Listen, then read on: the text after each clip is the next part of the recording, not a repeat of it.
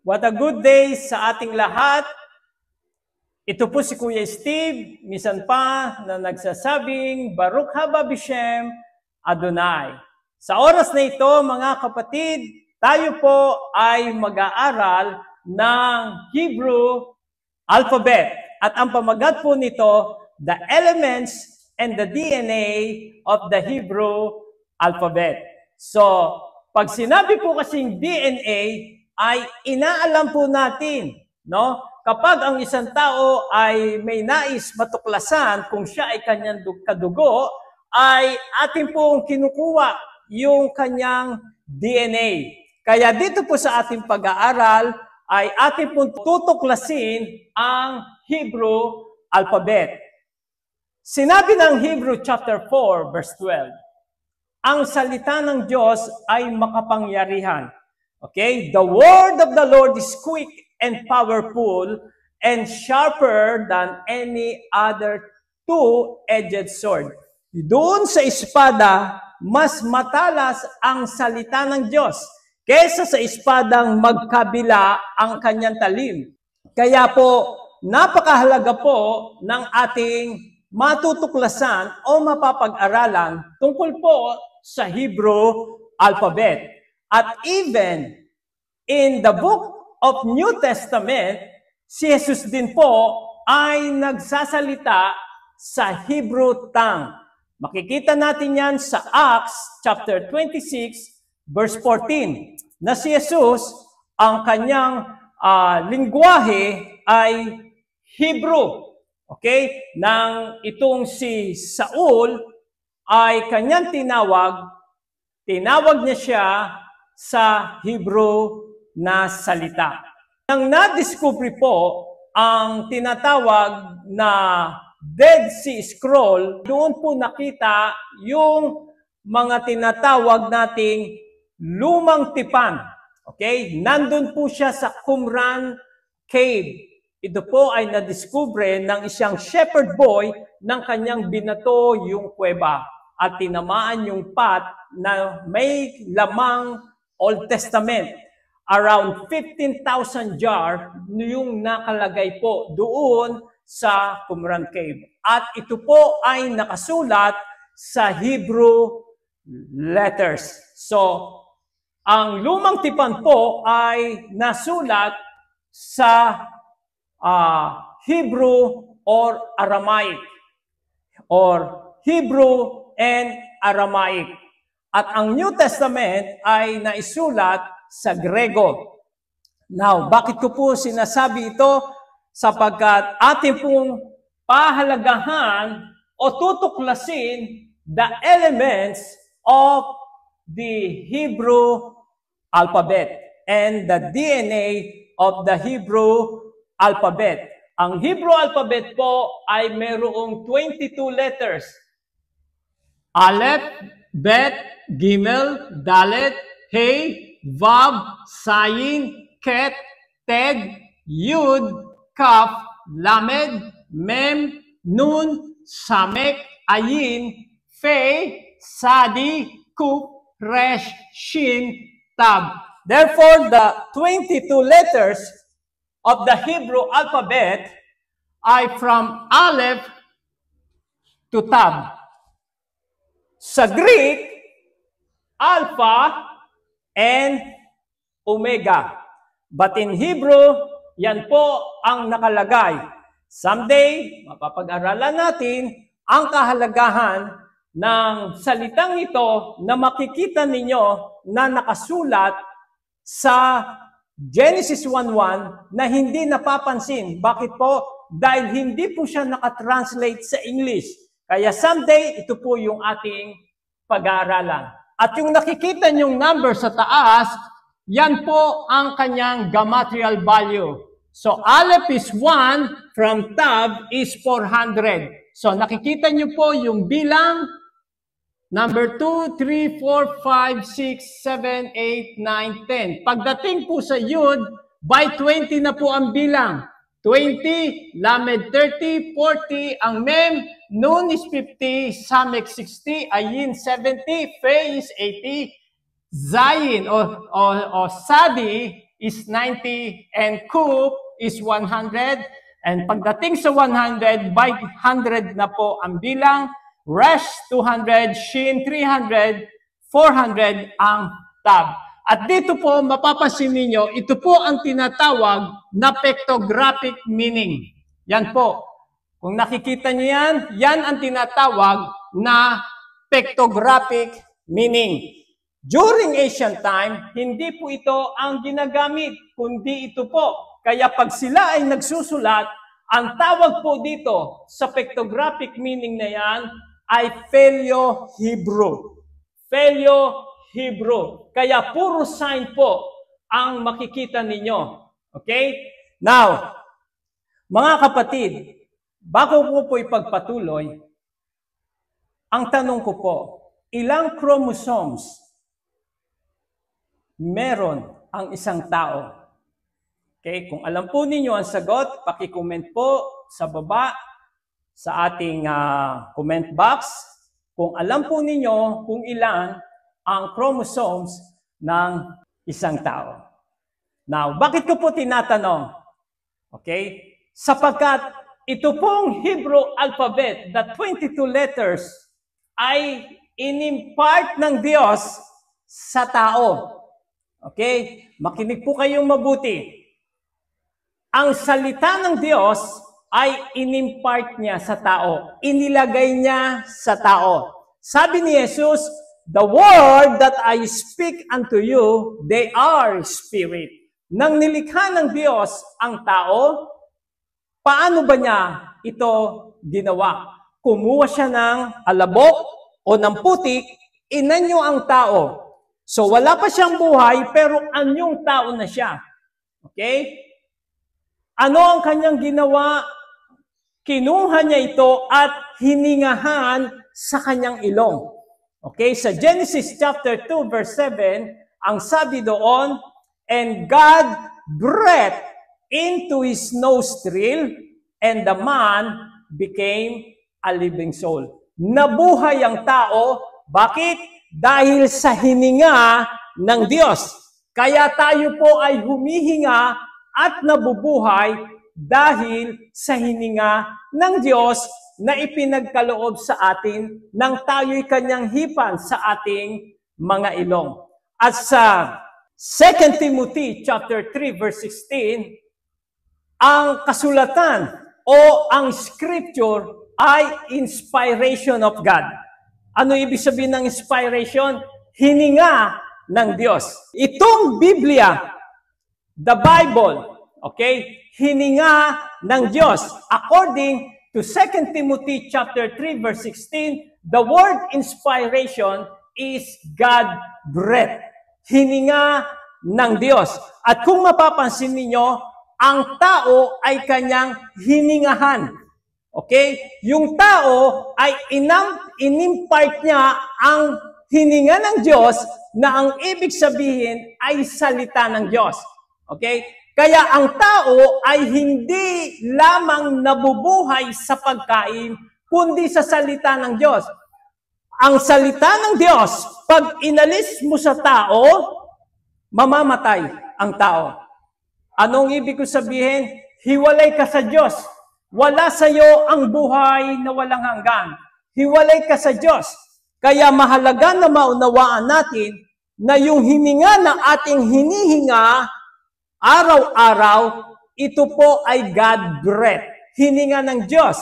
Kaya meron pong 22 letters ang Hebrew alphabet, inilagay niya sa tao. Kaya ang tao ay mayroong 22 autosomal. Okay? Pag siya ay lalaki o babae, additional 1, either X or Y. Kaya tinatawag na 23 chromosome. Subalit, ang lahat sa isang tao ay meron lang siyang 22 autosomal. You see? Because 22 is the Hebrew alphabet. So, tignan niyo po yung hiwaga na ang tao ay meron pong ganung bilang katulad ng Hebrew alphabet. Dahil ang Hebrew alphabet, ito po ay lingwahe ng Diyos. In the beginning was the Word, and the Word was with God. John 1:1. And in 14, and the Word was made flesh. Kaya yung salita ay nakasama rin natin in flesh. Sino? Si Jesus Christ. Kaya mga kapatid, ang tao ay hindi pwedeng mabuhay ng pagkain lamang.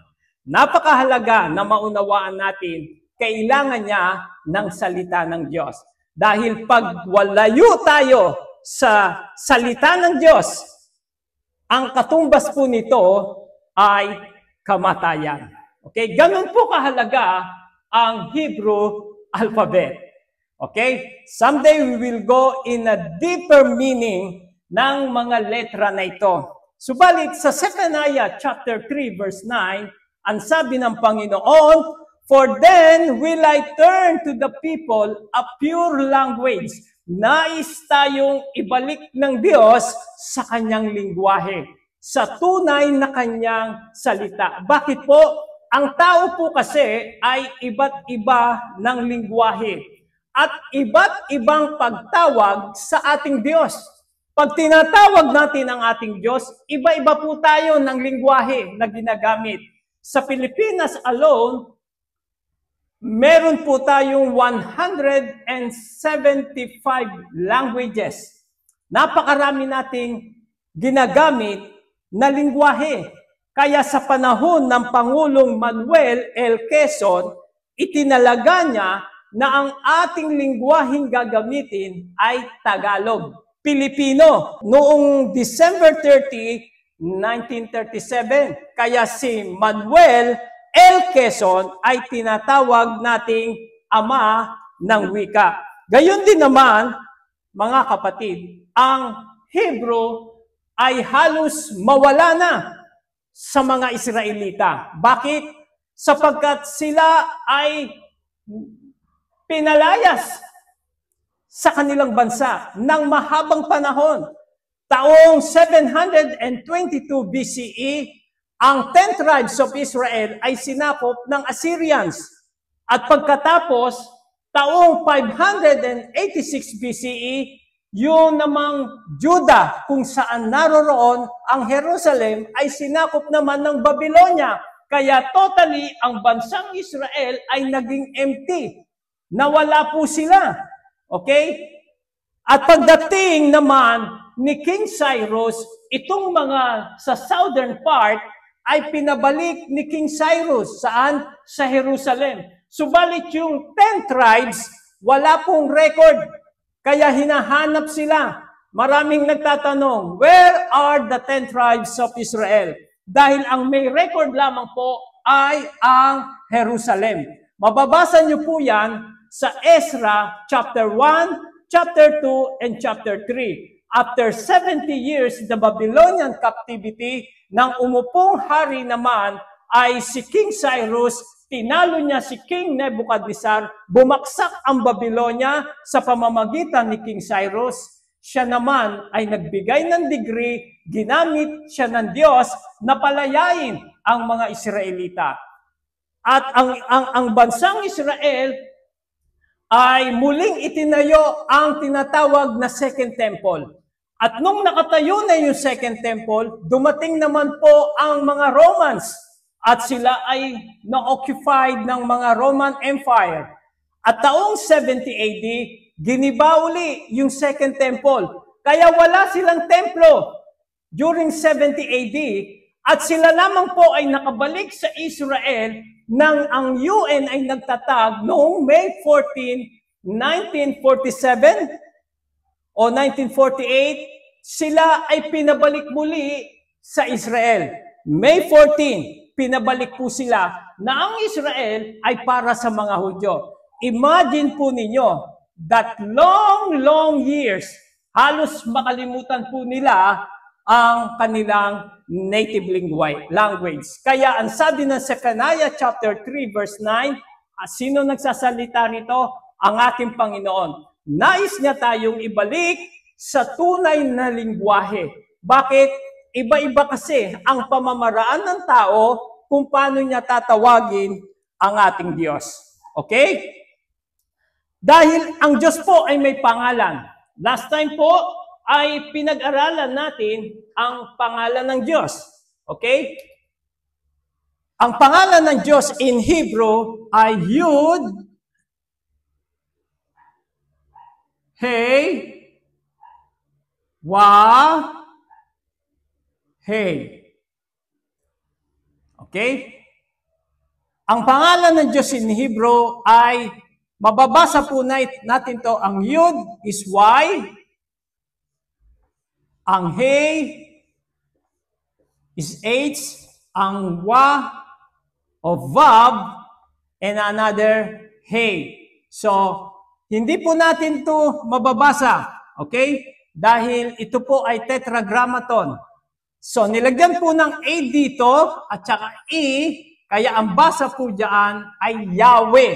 Ito po, Yahweh, yung last time na ating pinag-aralan. Now, dito po makikita natin kung gaano kahalaga ang pag-i-interpret ng kanyang salita with the Hebrew translation. Umpisahan muna natin sa Yud. Ito po ang Yud na ang pictographic meaning niya ay hand. Ang ibig sabihin po niyan ay hand.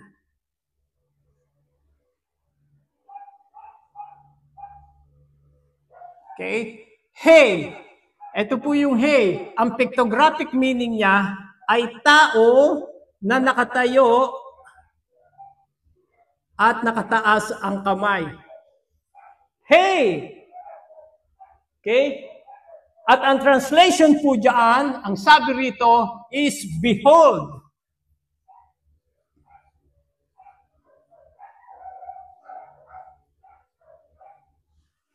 Vav, ang translation ng Vav ay nail. Ito po, nail. Okay? And another hey, kung papansinin ninyo, kapareho nito, hey. So, isang tao na nakataas ang dalawang kamay. Ito po ay, ibig sabihin niyan ay behold. Katulad po nitong isa na ating binanggit. Kaya, tignan niyo po mga kapatid, kung paano siya babasahin in Hebrew. Yud, hand, hey, behold, vav, nail, another hey is behold. So kung babasahin mo natin ito, behold the hand, behold the nail. So sino po ang nagsabi nito? Si Jesus Christ. Kangino? Kay Tomas. Ano sabi niya kay Tomas? Si Tomas ay hindi naniwala na si Kristo ay muling nabuhay. Kaya ang sabi niya kay Tomas, si Jesus ay lumabas mula sa pader. Anong sabi niya? Tomas, halika. Behold the hand, behold the nail. You see, ang pangalan ang pangalan ng Diyos ay tinranslate by means of pictographic meaning at pumapertain po ito kay Jesus Christ. Behold the hand, behold the nail. Kaya sa pamamagitan nito, makikita natin ang kahalagahan ng by means ng pictographic meaning. Noong unang panahon, hindi pa ganito ang kanilang pagsulat. Sila ay sumusulat sa ganitong pictographic meaning. Ang tawag po dito ay Paleo-Hebrew. Pag sinusulat nila, katulad ditong Yud, ito po, Yud. Ito po, pag sinusulat nila ang salitang Yud-Hey, Wah-Hey. Ganito po, Yud-Hey, Wah-Hey. Noong unang panahon o yung tinatawag na ancient time, ganyan po ang kanilang pagsulat. At ito po ay tinatawag na modern Hebrew. Yud ay ganito po kung ating isusulat. Yud,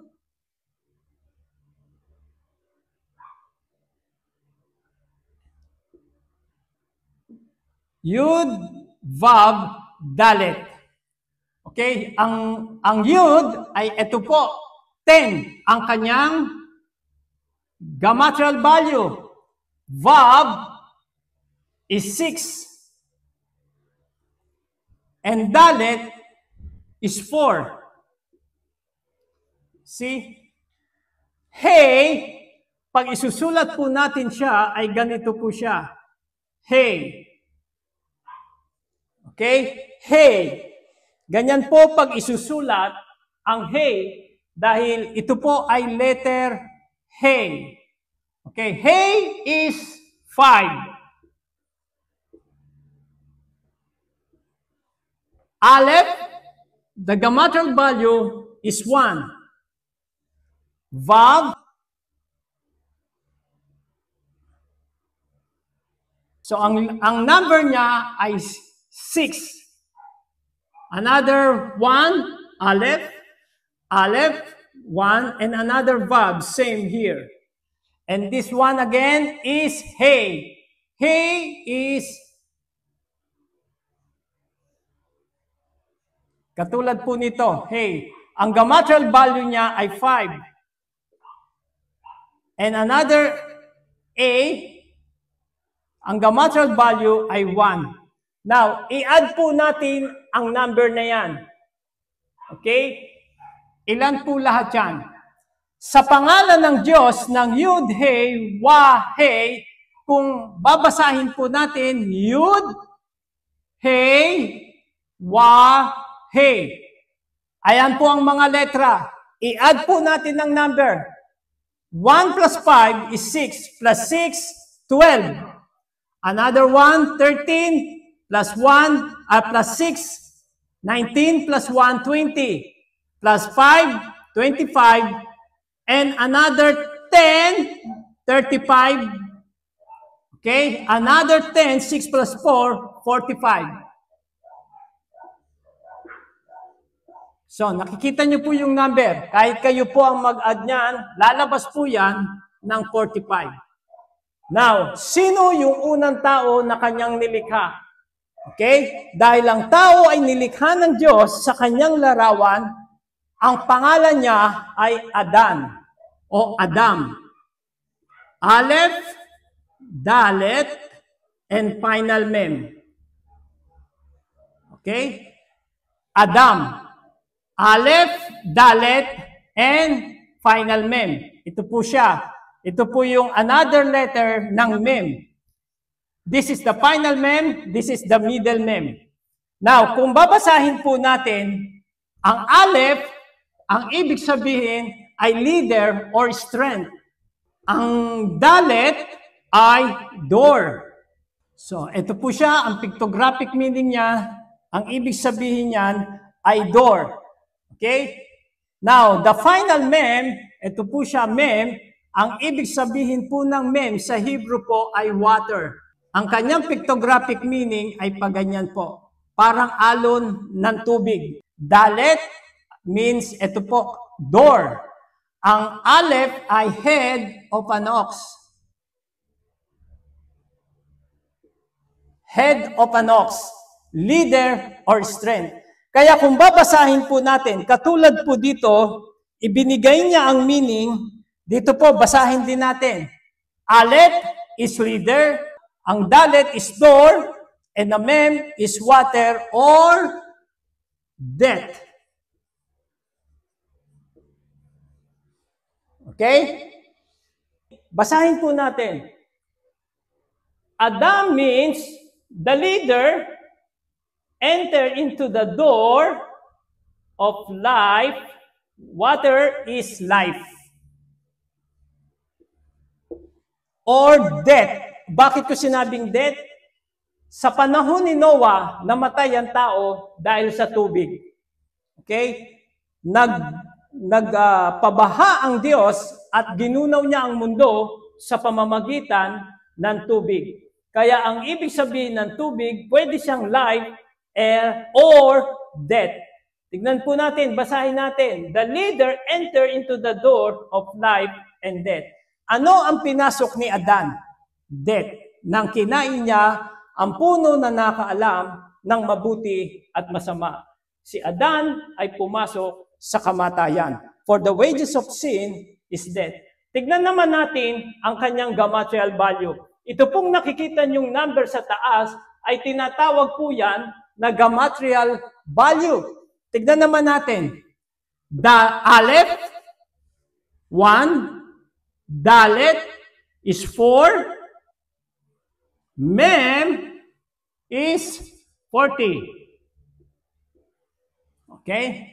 Tignan niyo po kung gaano ang isang salita ay binibigay sa tatlong dimension.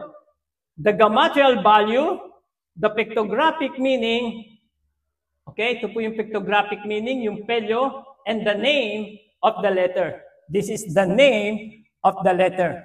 Kung ito-total po natin, ang 40 plus 4 plus 1 equals 45. Eksakto po, sa pangalan ng Diyos, ang gematria value ng Diyos sa Yud-He, Wah-He ay 45. Katulad din po ni Adam, ang kanyang gematria value, if we add this gematria, is 45. Bakit po pareho? Do you think it is coincidence na nangyari ito? Hindi. Wala pong coincidence sa Biblia. Lahat ay orchestrated by God, especially when you use the Hebrew alphabet. Bakit parehong 45? Because man is created by God according to His own image. He put His breath unto us by means of this. Ilan ulit ito? 22 letters. 22 autosomal or 23 chromosomes. Now, mga kapatid, marami pa po tayong pag-aaralan. Umpisa pa lamang po ito sa Hebrew translation. Kaya kapag tayo po ay nag-aral ng Biblia at in-apply po natin ang kanyang letter, wala pong contradict na mangyayari o walang diskasyon na mangyayari. Bakit po? Pag tinranslate nyo po ang salita, even the name, okay, meron pong ibig sabihin yan. Okay? Even the name of God, even the name of Adam, pasimula pa lang ito. Kasi ang Diyos, sa pasimula sa Genesis, ay nilikha niya ang tao, si Adan. Ngayon po, bago tayo magtapos, ano ang pinakamahabang chapter sa Biblia? Okay? What is the longest chapter in the Bible? The longest chapter in the Bible ay Psalms 119. Bakit po? Binabanggit po doon ang Hebrew alphabet from Aleph to Tab. Aleph is verse 1 ng Psalms 119, verse 9 ng Psalms 119, verse 17, verse 25, verse 33, verse 41, verse 49, and 57, up to verse 169. Para hindi po kayo mahirapan maghanap kung ano ang tawag sa mga alphabet na ito, nakasulat po siya sa Psalms 119. At bakit po natin pinag-aaralan ang pictographic meaning ng Hebrew alphabet? Dahil during ancient time, ito po ang ginagamit nilang panulat. Ganito po.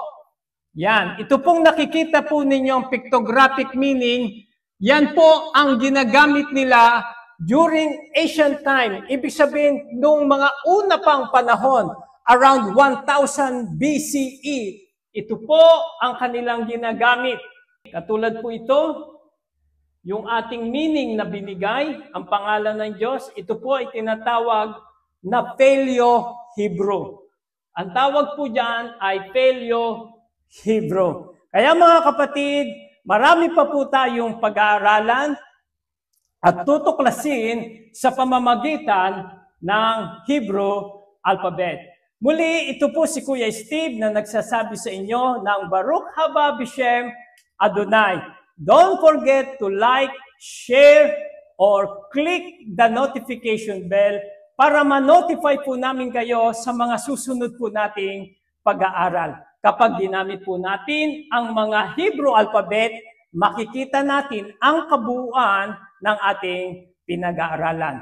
May God bless you once again. To God be all the glory. Amen.